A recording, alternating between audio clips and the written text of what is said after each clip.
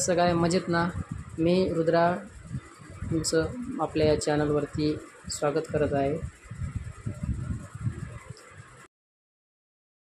Subscribe करा आणि like share जरूर करा आणि कमेंट बी नक्की करा.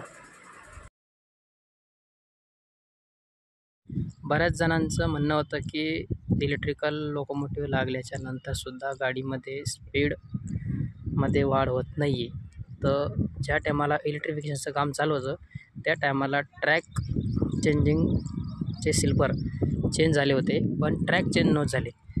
तर आता तुम्ही बघू शकता की ह्या ठिकाणी पूर्ण मेन रेल्वे स्टेशनपासून चिकलठाणा आउटर साईड या साईडला पूर्ण ट्रॅक टाकण्यात आलेले आहे. ते जसे ट्रॅक चेंज होईल माझ्या मते तरी नंतरच स्पीड वाढू शकते.